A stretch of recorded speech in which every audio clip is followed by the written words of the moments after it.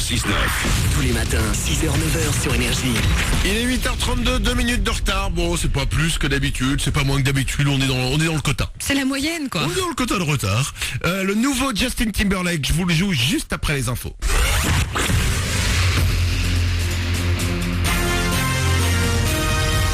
Toute l'actu sur Avignon avec Frédéric Plat.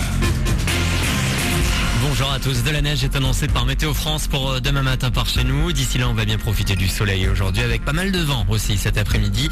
Le Mistral va souffler jusqu'à 70 km/h. Au thermomètre 5 de suite à Avignon, il fera 7 au maximum. C'était la météo sur Énergie Avignon avec Centerfait, le spécialiste de la fête au Pontet. 200 Vauclusiens, 1 millier de Provençaux, mais au final ce sont surtout entre 300 000 et 1 million de participants qui se sont réunis hier pour une grande manifestation à Paris. Tous opposés au mariage homo, mais aussi à la procréation médicalement assistée pour les couples du même sexe. Par chez nous, dans le sud et à Montpellier, l'une des villes gay-friendly de France, les assos gays et lesbiennes prennent cette manif comme une provocation. Vincent Autain, président de la LGP en Languedoc-Roussillon. Ce qui est sûr, c'est que ça fait un certain nombre de mois que les populations lesbiennes, gays, bi, trans sont confrontées à des propos tous aussi plus ignobles les uns que les autres. Donc ça devient extrêmement compliqué de les subir, de les entendre, de devoir aussi argumenter. Ce qui est assez remarquable avec cette manifestation qui s'est tenue hier, c'est d'avoir une partie de la population qui sort dans la rue pour se battre contre l'avancée des droits d'une partie de la population française et de leurs enfants. Et nous le disons depuis très longtemps à Montpellier, la République exige l'égalité et c'est bien le sens de notre combat aujourd'hui. Et une contre-manif, celle des supporters du projet, est organisée le 27 janvier, 2 jours avant le début de l'examen du texte au Parlement. Malgré la mobilisation d'hier, François Hollande a rappelé que la loi serait bel et bien votée.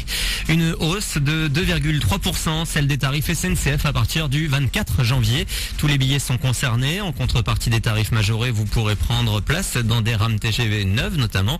Quelques gares comme celle d'Avignon devraient également être rénovées. Puis on reste dans les transports. Marie Zerwag se rend à Besançon aujourd'hui. Accompagnée d'une délégation, la présidente du Grand Avignon doit visiter le chantier du tramway du Grand Besançon. C'est d'ici la fin de l'année ou début d'année prochaine que les travaux du tram avignonnais doivent commencer. Direction Beverly Hills pour finir, les Golden Globes viennent de se terminer, c'est une bonne indication avant les Oscars. Côté ciné donc, Argo a été sacré meilleur film, Ben Affleck meilleur réalisateur, Quentin Tarantino repart avec le trophée du meilleur scénario pour Django Unchained qui sort mercredi chez nous. Côté série, Homeland rafle tout dans la catégorie dramatique, meilleure série, meilleur acteur, meilleure actrice pour Claire Danes. Voilà pour vos infos, il est 8h35 sur Énergie Avignon, c'est Manu dans le 6-9.